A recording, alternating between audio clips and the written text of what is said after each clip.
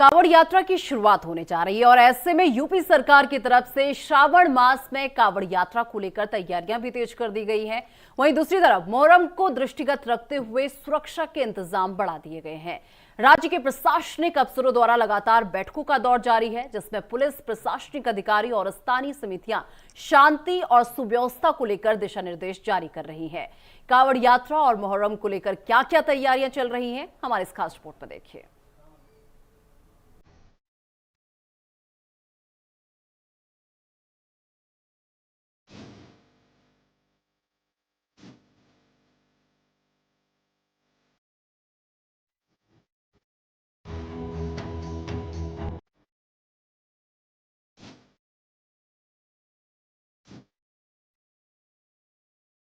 लखनऊ से लेकर संभल तक और संभल से लेकर सहारनपुर तक पुलिस और प्रशासनिक अधिकारियों की लगातार बैठकें चल रही हैं और पीस कमेटी के साथ चर्चा भी चल रही है।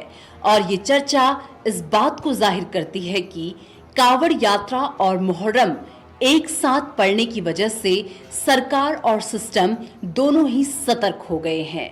इस मुद्दे पर सियासत भी भरपूर हो रही है और ऐसे वक्त में जब उत्तर प्रदेश में ब्राह्मण बनाम यादव की लड़ाई चल रही है और उस पर हिंदू मुसलमान का कोई फसाद ना हो पाए, इसलिए कांवड़ यात्रा को लेकर मुहर्रम के जुलूस और ताजिया तक के मानक तय किए जा रहे हैं।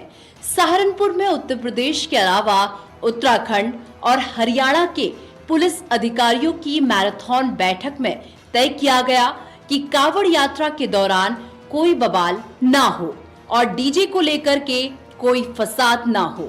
इसीलिए सरकार ने तय कर दिया है कि डीजे की ऊंचाई 10 फीट से ज्यादा नहीं होगी। कांवड़ियों को अपना पहचान पत्र भी रखना होगा। पूरे रूट पर पुलिस तैनात रहेगी। ये हमारा इंटर स्टेट कोऑर्डिनेशन मीटिंग जो है, ये लगभग तीसरा इंटर स्टेट कोऑर्डिनेशन मीटिंग। इसके पूर्व उत्तराखंड राज्य में जो हुआ और आज जो है हमारे दिल्ली प्रदेश के साथ भी चल रहा है। इसमें जो मीटिंग है उसमें हमारे उत्तराखंड के अधिकारी आए हैं, हरियाणा के अधिकारी आए हैं और साथ में ऑनलाइन भी जुटे हैं, जिसमें हमारे पूरे मेरठ मंडल के, सहारनपुर मंडल के अधिकारी आए। इसमें जो इंटर स्टेट कोऑर्डिनेशन है वो कांवड़ को रिलेटेड है। कांवड़ में जो भी हमारा ट्रांसपोर्ट का प्रबंधन होगा, हमारे ट्रैफिक का प्रबंधन होगा, हमारे जो डाइवर्जन का स्कीम बनेगा, हमारी जो ट्रैफिक की स्कीम बनेगी, हमारी जो सुरक्षा की स्कीम बनेगी और इसके बारे में लगातार जो है तो सर्वोच्च न्यायालय के माननीय सर्वोच्च न्यायालय के जो निर्देश है उसका अक्षरशः पालन किया। वहीं दूसरी तरफ दंगे की आग में पहले ही जल चुके और उत्तर प्रदेश की सियासत में हिंदू मुसलमान का केंद्र बन चुके संभल में मुहर्रम को लेकर के खास इंतजाम किए जा रहे हैं। पुलिस अधिकारियों के साथ कमेटी की बैठक हो रही है। यहाँ भी सरकार ने तय कर दिया है कि मुहर्रम के दौरान जो ताजिए निकाले जाते हैं उनकी ऊंचाई 10 फीट से ज्यादा नहीं होगी। हालांकि इस मामले में संभल के ही रहने वाले अल्ताफ हुसैन और कुछ अन्य लोगों ने इलाहाबाद हाई कोर्ट में 54 फीट ऊंचा ताजिया निकालने की एक अनुमति मांगी थी, लेकिन अदालत की तरफ से याचिका को निरस्त कर दिया गया। इस मामले में मुख्यमंत्री योगी आदित्यनाथ पहले ही उत्तर प्रदेश के तमाम वरिष्ठ पुलिस और प्रशासनिक अधिकारियों के साथ बैठ करके मानक तय कर चुके थे। कांवड़ यात्रा और मुहर्रम को लेकर स्पष्ट दिशा निर्देश जारी किए जा चुके हैं। साथ ही कांवड़ यात्रा मार्ग के दौरान दुकानदारों को अपनी पहचान जारी करने के निर्देश भी दिए गए थे। 11 जुलाई से सावन शुरू होने वाले हैं और आने वाले त्योहार श्रावण मास और मुहर्रम को देखते हुए संभल में मुनि राज डीआईजी और साथ में संभल एसपी और डीएम संभल ने फ्लैग मार्च किया, लोगों से बात की, लोगों को बताया कि शांति व्यवस्था बनाए रखें, एक दूसरे का सहयोग करें, किसी तरह की कोई भी एक दूसरे पर टिप्पणी न करें। जनपद संभल में चप्पे चप्पे पर पुलिस फोर्स तैनात की गई है, सोशल मीडिया पे भी निगरानी की गई है।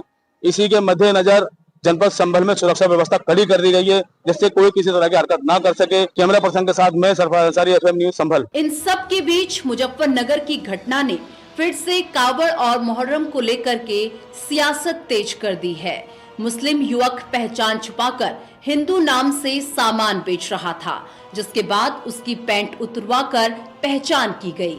इसके बाद कांग्रेस से लेकर समाजवादी पार्टी तक आरोप लगा रही है कि योगी सरकार हिंदू मुसलमान की राजनीति को बढ़ावा दे रही है। समाजवादी पार्टी के वरिष्ठ नेता एसटी हसन ने उत्तर प्रदेश के मुजफ्फरनगर में दुकानदार की पैंट उतरवाकर धर्म की पहचान करने की घटना की तुलना जम्मू कश्मीर के पहलगाम में 22 अप्रैल को हुई आतंकवादी घटना से की है।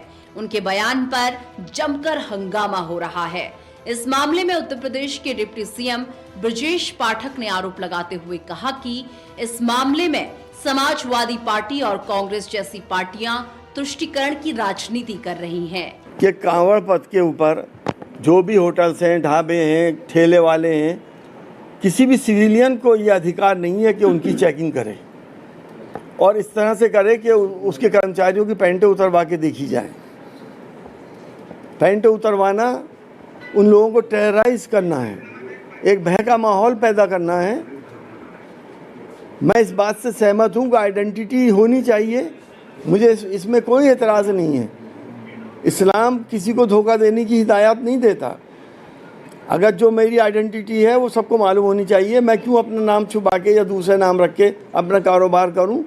लेकिन ये देश के अंदर हो रहा है। बड़े बड़े मीट एक्सपोर्टर्स, जो टॉप के 3 मीट एक्सपोर्टर्स हैं, अल कबीर समेत, वो हिंदुओं के हैं और नाम मुस्लिम है।